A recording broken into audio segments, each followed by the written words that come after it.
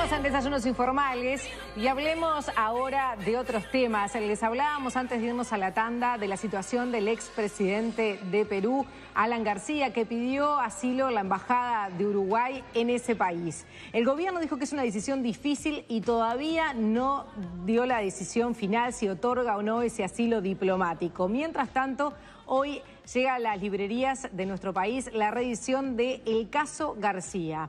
Un libro que recopila las acusaciones que pesan sobre el exmandatario. Allí están viendo la tapa.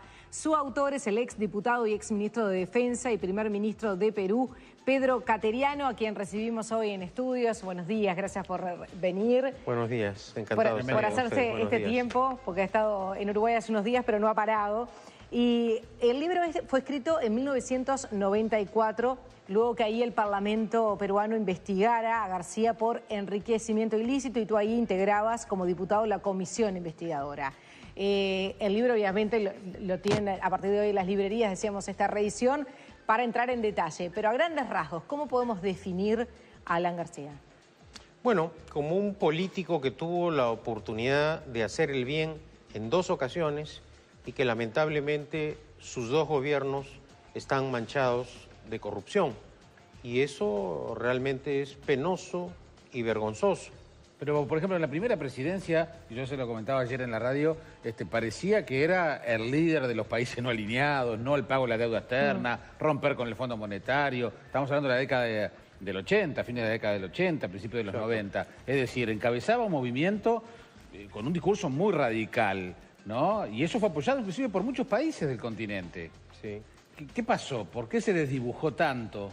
Bueno, esa política económica llevó a la quiebra del Estado peruano, a una hiperinflación acumulada de 2.300.000% de inflación y encima con acusaciones serias de violación de derechos humanos que, como cuento en el libro, no se pudo investigar en base a los acuerdos políticos que tenía.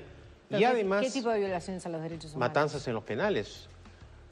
Contra personas rendidas y que fueron ejecutadas extrajudicialmente. Ese es un tema que hasta ahora sigue dando vueltas en el debate judicial peruano. Y de otro lado, los casos de corrupción que se denunciaron con el descubrimiento de sobornos pagados precisamente cuando él decidió depositar nuestras reservas internacionales en el BCCI de Panamá, y una acusación muy seria de un pago de un soborno que formuló un ejecutivo italiano, Sergio Siragusa, ante el fiscal italiano Vittorio Parayo, de haberle pagado más de $1 millón, 200.000 en efectivo y 800.000, más de 800.000, que fueron luego descubiertos en un banco en Gran Caimán por un juez de ese país, claro, Derek Scofield. Después la gente le renovó el crédito y lo eligió de nuevo, entonces sí, bueno, tan malo no debe haber sido, que fue entre el 85 y 90 y luego entre 2006 y 2011. Con el golpe de Estado, él se acogió a un asilo que le concedió el gobierno de Colombia, pasó el tiempo y sus delitos prescribieron. Y él ahí se fue a vivir a Francia. Se fue a vivir a Francia, se compró un departamento en París cuando había declarado bajo juramento ante el Congreso que no tenía ahorros, y luego viene la historia de la caída de la dictadura de Fujimori y Montesinos. Él obtiene una recomendación de la Comisión Interamericana de Derechos Humanos. Esta recomendación, el presidente de transición, Paniagua, la envía a la Corte Suprema y la Corte Suprema declara prescritos sus delitos y en ese contexto se reincorpora a la actividad política en el Perú. Y es reelegido. Es reelegido y en esta segunda oportunidad, cuando la mayoría de los peruanos creía que iba a reivindicarse como gobernante, no solo en el aspecto político, sino también ético, el escándalo de Lavajato muestra que nuevamente en el mismo proyecto del tren eléctrico se descubrieron pagos de sobornos por $24 millones que han sido depositados en el Banco de Andorra. Esto no es producto... Bien. Ahí sí hay gente que está presa de su gobierno. Exacto, funcionarios de confianza nombrados por él, entre ellos el viceministro de Transportes, Jorge Cuba, que ha tratado de acogerse a la colaboración eficaz que es un mecanismo similar al de la delación premiada que existe en el Brasil, pero que la justicia peruana inexplicablemente no aceptó. Y ocurre que ahora, cuando concurre al Perú Alan García a dar su testimonio... Qué raro que haya concurrido, ¿no?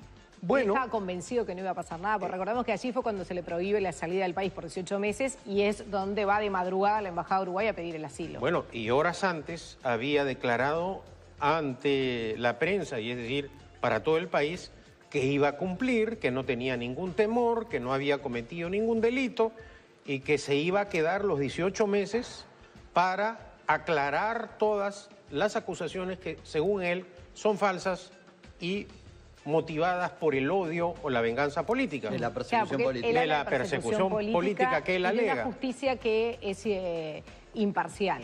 Bueno, sobre este punto habría que decir lo siguiente. El Perú, con todos sus defectos, no es una dictadura, no hay un gobierno autoritario y, por lo tanto, no hay persecución política. Razón por la cual los argumentos de Alan García se desvanecen. Y precisamente por eso en este momento en el país hay una indignación nacional. Y eso se refleja en los pobres resultados electorales que tanto el partido aprista como sus aliados, que durante estos 2 años han ejercido el poder político, y eso hay que recalcarlo. Quienes forzaron, por ejemplo, la renuncia del presidente Pedro Pablo Kuczynski fueron los fujimoristas y apristas que controlan el Parlamento.